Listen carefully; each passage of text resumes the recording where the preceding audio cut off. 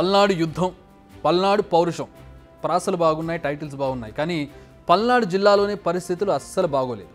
ఆ ప్రాంతంలో పోలింగ్ రోజు మొదలైన మంటలు ఇప్పటికీ రగులుతూనే ఉన్నాయి. మరి ఈ దాడులు, దారుణాలు ఎక్కడి వరకు వెళతాయి? దీని అంతిమ చరణం ఎలా ఉండబోతోంది? పోలింగ్ ముగిసింది కానీ విధ్వంసకాండకే ఎండుకాటు పడ్డం లేదు. ఎలక్షన్ కమిషన్ అక్షింతలతో ఎట్టకేలకు పోలీసులు కాస్త కదిలారు. అల్లర్లు జరిగిన ప్రాంతాల్లో సోదాలు చేశారు. అప్పుడు తెలిసింది పల్నాడు ప్రాంత వాసులు ఎంతకైనా తెగించేందుకు రెడీ అయ్యారని. లేదంటే గ్రామస్థాయి నేతల ఇళ్లలో బాంబులు దొరకడం ఏంటి? ఇక్కడ పార్టీల పంచాయతీల కంటే పర్సనల్ పంచాయతీలు ఎక్కువగా కనిపిస్తున్నాయి. ఎన్నికలు అనేది ఒక ముసుగు మాత్రం అనేది ఇప్పుడు వెళ్ళినటువంటి పోలీసులకు అర్థమవుతోంది. ఇన్వెస్టిగేషన్లో తేలుతున్న విషయాలు గత 5 ఏళ్ల నుంచో 10 ఏళ్ల నుంచో కూడగట్టుకున్నటువంటి కక్షలు, కార్పణ్యాలు, కారణాలు ఏవైనా కావచ్చు, పార్టీ ఏదైనా కావచ్చు, వాళ్ళ మధ్యలో ఉన్నటువంటి పరస్పరం పర్సనల్ కక్షలు కావచ్చు, లేదంటే ఫ్యాక్షన్ గొడవలు కావచ్చు, వీటిని ఎలక్షన్ల ముసుగులో బయటకు తీసుకొచ్చి ఒక వర్గం మీద ఇంకొక వర్గం దాడి చేసుకుందనేది చాలా ప్రాంతాల్లో బయటపడుతున్నటువంటి విషయం. ఇన్నాళ్ళు అధికార పార్టీ పక్షాన ఉన్న వాళ్ళది నడిచింది, ఇకపై తమది అన్నట్టుగా ఇక్కడ పరిస్థితి కనపడుతోంది. తగ్గేదేలే అంటూ 2 వర్గాలు సై అంటే సై అంటున్నాయి. చిన్న, పెద్ద, ముసలి, ముతక అన్న తేడా లేకుండా ప్రతి ఒక్కరి చేతుల్లో కర్రలు, సీసాలు, మీరు విజువల్స్లో చూడొచ్చు. కర్రలు, సీసాలు, కత్తులు, ఈ విధమైనటువంటి పరిస్థితి అక్కడ కనిపిస్తోంది.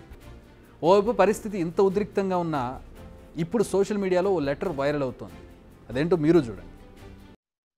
ఇప్పుడు పల్నాడు జిల్లాలో జరుగుతున్న అల్లర్లు చూస్తే మా ఊరి గతం గుర్తొస్తుంది. 1995-96 సమయంలో ఇంతకంటే ఎక్కువగానే జరిగాయి. మండల పరిషత్ ఎన్నికలతో మొదలైన గొడవలు చాలా రోజులు నడిచాయి. మొదట్లో వీరావేశంతో బాంబులు వేసిన వాళ్ళను హీరోలుగా చూసాం. బడులెగ్గొట్టి ఆడుకున్నాం.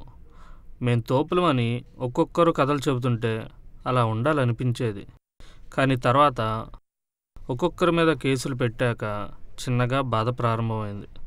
తర్వాత గొడవలు ప్రారంభమయ్యాయి. పంతాలు పెరిగాయి. రోజు ఏదో గొడవ జరుగుతుండేది. స్వేచ్ఛగా తిరగలేకపోయేవాళ్ళు. కొట్లాటలో కొంతమంది చేతులు కాళ్ళు విరిగాయి, కొంతమంది తలలు పగిలాయి, కొందరి ప్రాణాలు పోయాయి. పోలీసులు ఇళ్లల్లో సోదాలు చేసేవాళ్ళు. అందరూ ఊరి చివరి తోటల్లో ఉండేవాళ్ళు. వాళ్లకు భోజనాలకు బాగా ఇబ్బందిగా ఉండేది. ఇళ్లల్లో ఆడవాళ్ళు బాగా ఇబ్బంది పడేవారు. పశువులకు మేత తేవడం కూడా కష్టమయ్యేది. దీంతో చాలామంది పశువులను అమ్మేసుకున్నారు. 10వ తరగతి పాస్ అయిన వారి నుంచి డిగ్రీ చేసిన వాళ్ళ వరకు ఈ గొడవల్లో పడి జీవితాలు నాశనం చేసుకున్నారు. మంచి ఉద్యోగాలు దొరక్క చిన్న చిన్న ప్రైవేట్ ఉద్యోగాలతో సరిపెట్టుకున్నారు. కేసులతో, వాయిదాలతో చాలా కుటుంబాలు ఆర్థికంగా చిన్నాభిన్నమయ్యాయి. మనిషి ముందు హీరోలా చూసిన వెనుక మాత్రం రౌడీ, దుర్మార్గుడు అనుకునేవాళ్ళు. ఒక తరం అంతా ఇలా నాశనమైంది. ఊరి పేరు చెబితే చాలు పెళ్లి సంబంధం కూడా వచ్చేది కాదు. ఎటు చూసినా నష్టమే. రాజకీయ నాయకుల కోసమే మన జీవితాలు నాశనమయ్యాయి. పల్నాటి కుర్రాళ్లకు ఒకటే చెబుతున్నా, గొడవలు పడకండి, మీరు కొట్టుకొని నష్టపోకండి. ఇది మా ఊరి అనుభవం. ఓ అజ్ఞాతవాసి పల్నాడు యువతకు రాసిన లేఖ ఇది. ప్రస్తుతం ఈ లెటర్ సోషల్ మీడియాలో వైరల్గా మారింది. ఈ లెటర్లో చాలా ఆవేదన ఉంది. తను పడిన కష్టం ఉంది. పంతం అనుకునే మన పైత్యం రాను రాను ఎలాంటి పరిస్థితులకు దారితీస్తుంది? ఆవేశంలో మనం చేసే గొడవలు, అఘాయిత్యాలు మనల్ని, మన కుటుంబ సభ్యుల్ని ఎలాంటి ఇబ్బందులు గురి చేస్తాయి? ఊరి గొడవల్లో పడి పిల్లలు, పెద్దల జీవితాలు ఎలా నాశనం చేసుకున్నారు? గతం, అతనికి సంబంధించినటువంటి గతాన్ని అతను ఈ లెటర్ రూపంలో చెప్తున్నాడు. ఇలా ప్రతి అక్షరం వెనుక అంతులేని ఆవేదన కనిపిస్తోంది అతని మాటల్లో. మరి ఈ ఆవేదన పల్నాడు ప్రాంత ప్రజల మనసును కదిలిస్తుందా, మారుస్తుందా, కాస్త ఆలోచించేలా చేస్తుందా అనేది చూడాలి. ఈ లెటర్ అని కాదు కానీ మేము మొదటి నుంచి ఇదే విషయాన్ని చెబుతున్నాం. మీ అర్థం లేని ఆవేశాలతో చేస్తున్న విధ్వంసకాండ ఇవాళ కాకపోతే రేపు, రేపు కాకపోతే ఎల్లుండి అంతమవుతుంది. ఆ తర్వాత మీ జీవితాలలో జరిగే పరిణామాలు మాత్రం నార్మల్గా ఉండవు. మునుపటిలా రోజు ప్రారంభమవదు, పూర్తవ్వదు. కేసులు చుట్టుముడతాయి. అప్పుడు ఉండే ప్రభుత్వానికి అస్మదీయులైనా అవుతారు, లేదా తస్మదీయులైనా అవుతారు. మీరు ఏ పక్షాన ఉన్నా కేసు మాత్రం నమోదవుతుంది. అధికార పక్షంలో ఉంటే చూసి చూడనట్టు ఉండొచ్చు, కానీ కేసు ఉంటుంది. వైరు పక్షంలో ఉంటే చర్యలు కఠినంగా ఉండొచ్చు, మీరు ఇబ్బందులు ఎదుర్కొనే పరిస్థితి రావచ్చు. ఇవన్నీ పక్కన పెడితే కేసు మాత్రం పక్కా. ఎందుకంటే మీరు రాజకీయ నేతకు మీపై పట్టు చేజారకుండా ఉండాలంటే ఆ కేసులు అలాగే ఉండాలి. అలా ఉంటేనే మీరు వాళ్ళ చేతుల్లో పావులుగా ఉంటారు. సో దర్యాప్తు కొనసాగుతూనే ఉంటుంది. పోలీసులకు మేము చెబుతామని మిమ్మల్ని ఒక పావుగా వాడుకుంటూ ఉంటారు. కోర్టుల చుట్టూ మీరు తిరుగుతూనే ఉంటారు. బట్ కేసులు మాత్రం అలాగే ఉంటాయి. మీ కెరీర్లో, మీ ట్రాక్ రికార్డులో ఆ కేసు అలా ఉండిపోతుంది. పోలీస్ స్టేషన్కి వెళ్ళి సంతకాలు చేయాల్సి ఉంటుంది. విచారణ పేరుతో ఇళ్లకొచ్చే పోలీసులు, కుటుంబ సభ్యులను ఇబ్బంది పెట్టే పరిస్థితులు, ఇలాంటి ఇబ్బందులు ఎదుర్కోవాల్సి వస్తుంది. దీనికి ఎంత ఖర్చు అవుతుందో మీకు తెలియంది కాదు.